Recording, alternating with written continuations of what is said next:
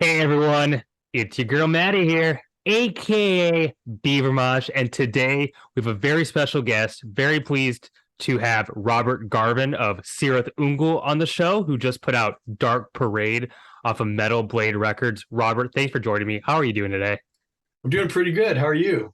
I'm doing fantastic. I'm very excited for this conversation, and I want to start off by asking you, this is album two of sort of your, I would say, your second phase as a band since you reunited, got back together. How does it feel to now be fully established as an active metal band again, just like you were in the 70s and the 80s?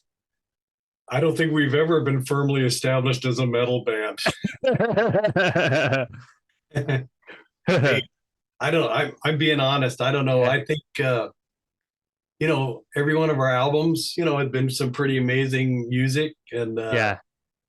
some was groundbreaking. I think what we've been doing with these last couple of albums is we're just hammering in kind of like the band's vision of like this dark, doomy descent of mankind into the, Yeah. I mean, we dabbled with it. Death the Sun was a song off Metal Massacre 1.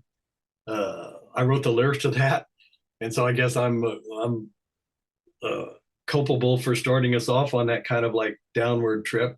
But even before we started doing like real stuff when we were like a lot younger, we had a song called Radiation Blues. I guess Mhm. it was a cross between a blues thing and a doom song. But I think that's kind of what the last couple of records, what we've tried to do is try to at least put one foot. We have one foot in hell, but cement the other foot kind of like into our legacy of like doom rock. Yeah. Yeah. Definitely. You definitely sit within kind of that doom like legacy, but also you are very just kind of seen as just a traditional heavy metal band. You kind of line up in like both camps there, which is cool. Well, I'm glad you said that. I'm not sure every camp I go to, they won't let me in at night.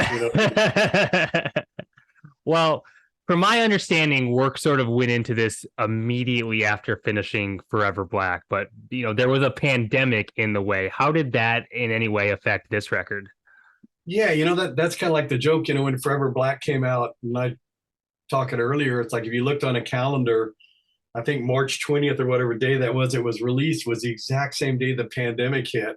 And Ah, I'm yeah. going around the neighborhood with my wife or something. We're walking around, and it's like the streets are deserted. It looked like from when those 1970s like end of the world movie, like a nuclear bomb went off, but it didn't blow stuff up, but it killed everyone. There's no one on the streets, there's no one out doing anything, and it just it kind of freaked us out. But that album was very dark in itself. And people ask, hey, did the pandemic make this new album any darker? And I really don't think, I think that we'd already started down that path. What it did do is it kind of cemented the feeling that we already had. It'd be like if you're a little kid, everyone said you're ugly, and you got beat up, and then your parents finally say you're ugly, then you realize you're ugly, right? Yeah. So that's how we are. It's like, uh, and that's another thing. I quoted a thing in the Matrix movie. Morpheus says, he goes, "It seems like fate has a sense of irony." And Forever Black was such a dark album, and we're like, why did this have to land on the day of like the darkest period in our lifetime? And it seems kind of ironic that that all happened together. And so I think we were kind of walking down that path after that album.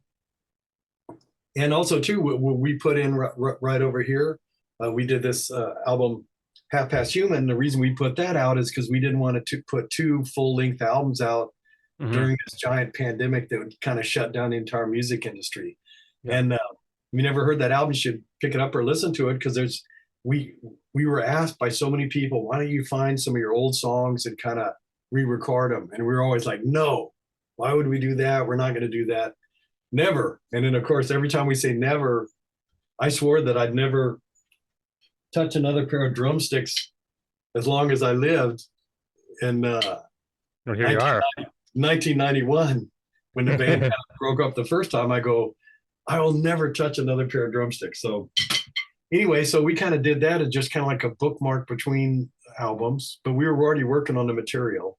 Yeah. And as the pandemic wore on, we kind of got it all almost finished. And I mean, it's down in the history books now.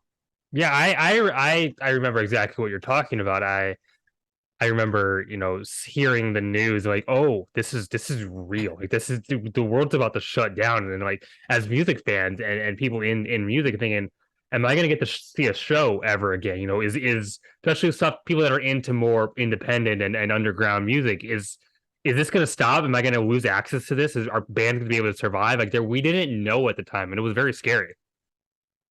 Yeah, but we all made it through, or some of Yeah. us did. That's another thing. I have to say this because this is, millions of people died, Yeah, it's tragic. countless suffering. People that the band knew died, relatives died, good friends of the band died, and there are people still real sick. The COVID's going around right now. Yeah. People are very ill from it right now in our area. So I don't know, but I mean, with all of that pain and suffering, it's kind of hard for us to be, like, poor us. We got our album didn't get enough, listenings. But I think also another good thing, or not a good thing, but a silver lining of the pandemic was maybe people were stuck at home and they give them a chance to listen to more stuff. If you're out working or you're doing whatever you normally do. Yeah. But when you're at home, you can't go to work, you can't go to do anything, can't go to concerts, can't barely go to the store. But you have unlimited access to music. I guess that might have been the only good thing for that. Now, is this a video or an audio only? It's video. Because I brought my little friend here, Cthulhu. I also brought Cthulhu. other props. I brought props because sometimes it's good when you're doing like a thing, you'll have a prop. Yes. What book is this? It's actually Michael Moorcock's Stormbringer, Okay.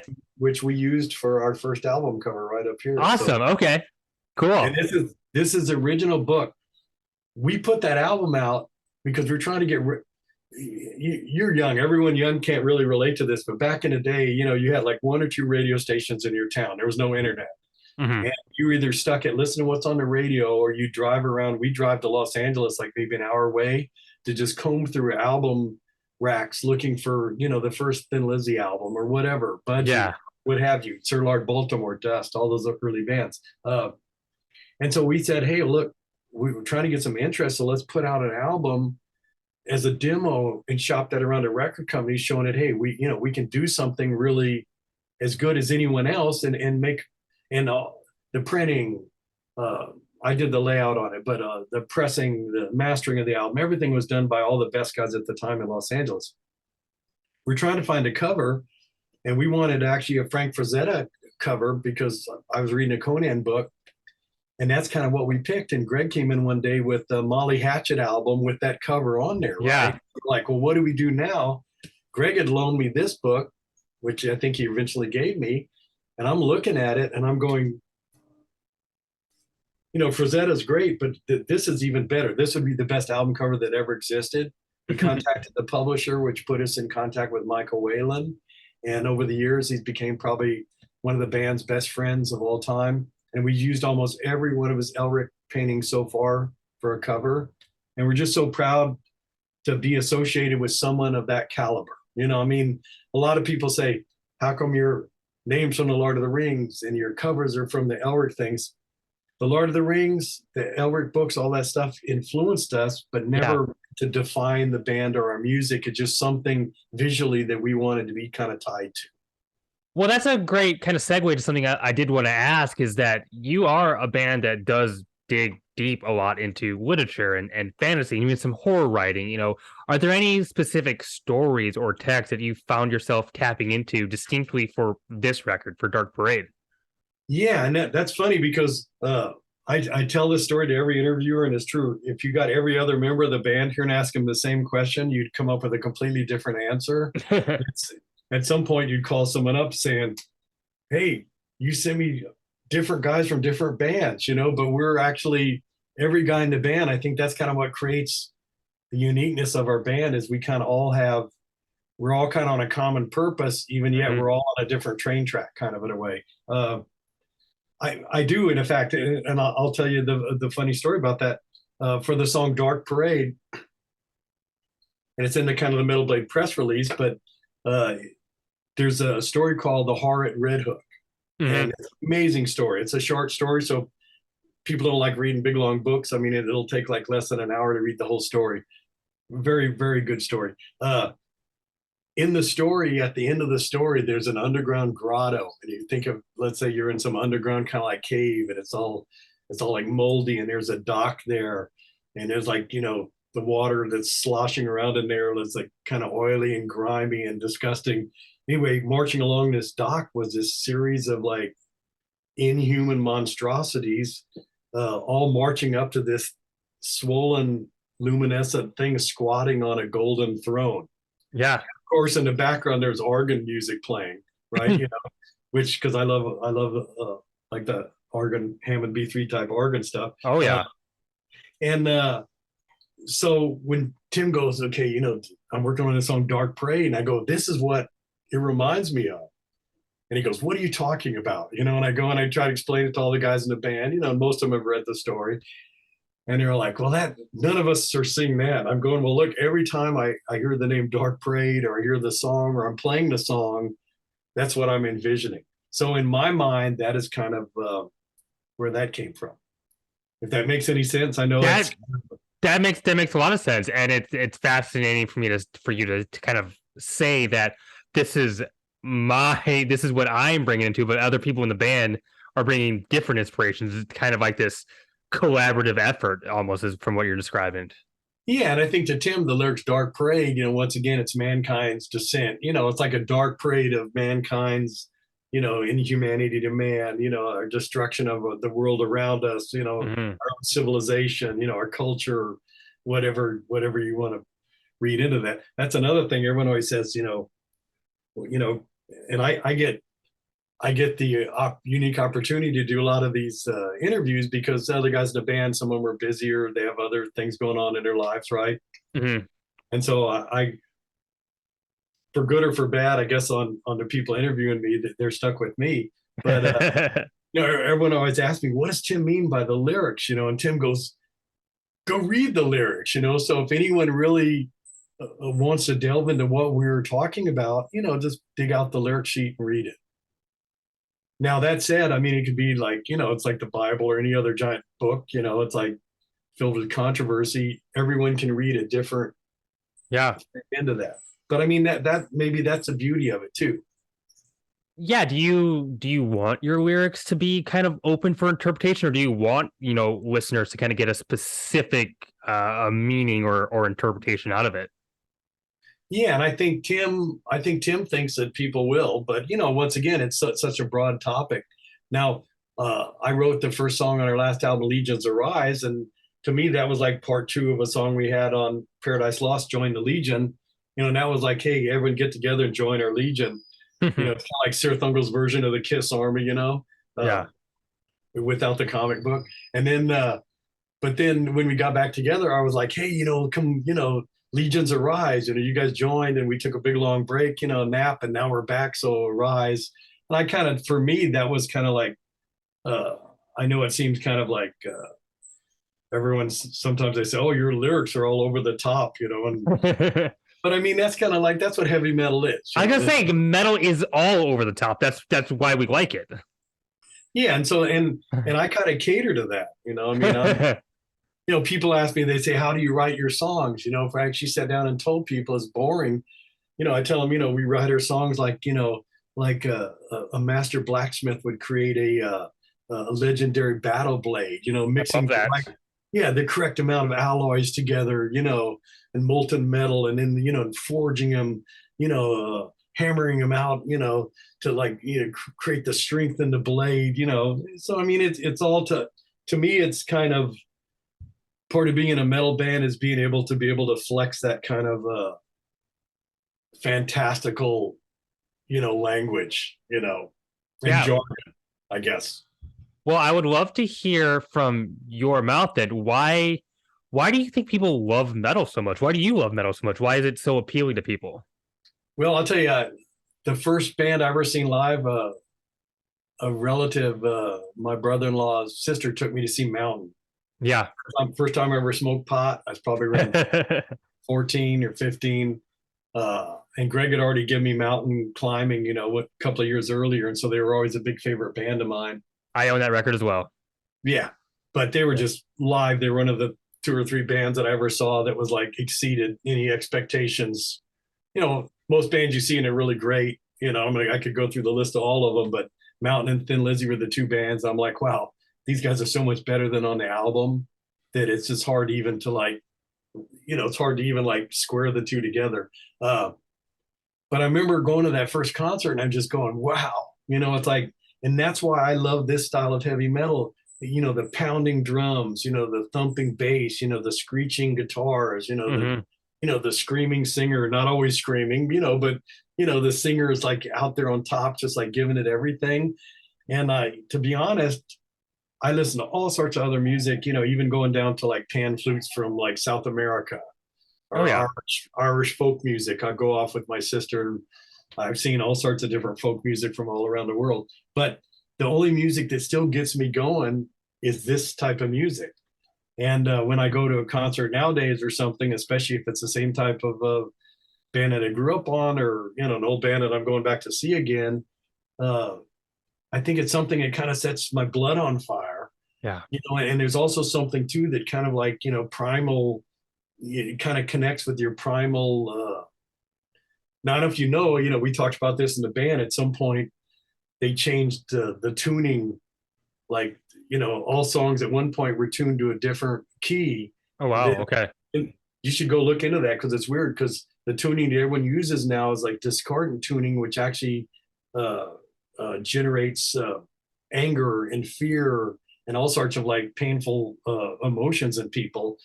And we joked on one of our albums is, well, let's say tune down to the correct. I'm a drummer, so I'm probably the wrong person to be talking about this, but yeah, you should look it up in your listeners too, because it's a pretty amazing thing. And I'm not sure when it happened, but I think it happened like, around maybe 100 years ago. They decided, hey, we're going to go with this, the tuning that we all listen to for rock. Now, other bands, like let's say if you're Candlemass or Black Sabbath, you tune down. Of course, yeah. And that even taps into even a lower feeling. I remember guys in Candlemass are our buddies, and we played with them in Mexico, and me and Tim are standing there. And I go, I wish we would have started tuning down like really low like that, because you get this really bottom end that you can't get from nothing. There's nothing else you can do to get that, right? Yeah. And he's all, man, he goes, that train left the station like, 50 years ago. So, but yeah, there's something like I said, primal there. And I think people feel that, let's say you smoke a little bit of pot or you have a beer or something, it kind of accentuates, maybe alcohol dulls that sense. But anything that kind of taps into that, I think, I think it brings out emotions in people that are actually like that are below the surface. That there's no way to bring them out to the surface except through music. Well, looking back at some of your very celebrated records, let's take King of the Dead, for example. Did you think you maybe approached those differently than you may have approached this one, The Dark Parade? And if so, in what ways was it different? You know what? I don't think so. The way we've actually been put together songs and writing material, it's different. One member will bring a song. Let's say they'll bring a song. Hey, here's a whole idea for a song. No drums on it, or let's say singing or lead guitar, but this is the idea for the song. That's different. Most of the other songs on this album and going back on a lot of the other albums are the same thing. We built them using this Cirith Ungol secret recipe. And the joke is I can't give out the recipe because if I did, there'd be like thousands of mini Cirith Ungols sprouting up all over the world, with it's kind of like if your mother or dad had some famous like barbecue sauce, and they refused to give out the recipe or something like that. So anyway, so I don't, in myself, I think every album to me seems kind of like a similar process what we're doing, Sure. The only difference is the equipment we're working with on, back then it's tape, now it's digital, but there's still microphones and you still got to lug your drums around and then you still have to argue like, are the drums too loud or the drums not loud enough? And, I think that's kind of like on between the band members, after every album is trying to get it mixed down where we're all happy with it, you know. Yeah, how do you come to a common consensus for, those kind of technical details of the record? Well, we sometimes we don't, you know, that was the joke. It's like that's a joke amongst the band for this album. If we would have had 2 more years to work on it, it would have came out really good. Well, Robert, we are kind of coming to the end of our time, but I do, before I let you go, want to give the floor to you for any thoughts, any last things you want to leave my viewers with, any plugs you have. Please go take it away. Yeah, well, you know, the band recently announced that next year, 2024, is going to be the last year that we are playing live. Mm-hmm. And there's some reasons for that. And also, too, it's a, you know, sadness and bittersweetness and stuff. But when we got back together in 2016, played our first show, we were only going to play 1 or 2 shows. And for 10 years, people have been calling me going, why don't you guys get back together? And go, I swore I would never touch another pair of drumsticks as long as I lived, right? You know? But we did. We got back together, and actually things started happening. We started playing bigger shows. We started writing some material, and like a snowball, we were rolling downhill. But at some point, you know, we're like the elder statesmen of heavy metal. I just turned 68. At some point, you know, in your life, you want to kind of kick back and kind of enjoy life. Being in a band is a lot of work. Sure. Even if we're not touring like some bands tour like 60 days out at a time, we're working on new material. We're writing new material. We're recording. We're getting ready for a show. We're practicing, you know, doing interviews, stuff like this, writing out interviews.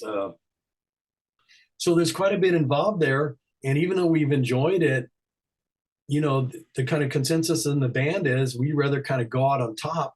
You know, Dark Parade's a fantastic album. We just played a show the other night. It was probably the best show we ever played. And it's like, you know, we want to go out like with a bang. You know what I mean? Yeah. Instead of crawling off stage with a whimper. Now, everyone always says, well, the Rolling Stones is 80 and they're still doing it. But my rejoinder to that is, well, they have private jets and private limousines. And their personal assistants have personal assistants, you know. And a lot of times we'll play a show in Europe and it'll take us 3 days to get there. We're on the ground for a day and a half, and we're on the plane coming back. And I don't know how much you travel internationally, but even if you're 20 years old, some of this stuff is grueling, you know, going through security, missing flights, you know, having to tell the pilot, you know, put his flaps down before you land. You know, I mean, there's all sorts of stuff involved in it. And I think we're going to miss it, but I'm also kind of determined that I want to keep creating new material. We just maybe not be going out and playing it live. So yeah, so see, you say that Cirith Ungol will continue to put out records. This is not the last one. Well, I can't say that. You know, I can't say anything with a certainty. That's a joke because our album's so doomy. Like, you know, we could get hit with an asteroid right in the middle of this interview. So can I say that that's going to happen for sure? No, but I can tell you this. It's like deep down in my heart, I still have stuff in me, you know, wanting to come out. And I've convinced about half of the members of the band. And I'm working on the other half. So that's, but I think that the public hasn't heard the last of us. Cool. But if anyone wants to see us, I would say come out. We're playing some really big festivals and shows next year. Some here in the US, some in Europe, some in South America, maybe even Australia, some places like that. So if you get a chance and you ever wanted to see us, come see us, because there's bands that, like, let's say I wanted to see like Sir Lord Baltimore or Dust or something. No way I'll ever see them. But if you get a chance to see a band that you always wanted to see, this is your chance to come out and see Cirith Ungol and Lord Cthulhu approves. Well, you heard it here, everyone. If you have a festival you're going to and Cirith Ungol is there, please go see it. You know, don't miss that opportunity. Get the Dark Parade off of Metal Blade Records. It's fantastic. Robert, thank you so much for joining me. It was a pleasure. And to everyone at home, my name is Maddie, aka Beaver Mosh, and I am signing off.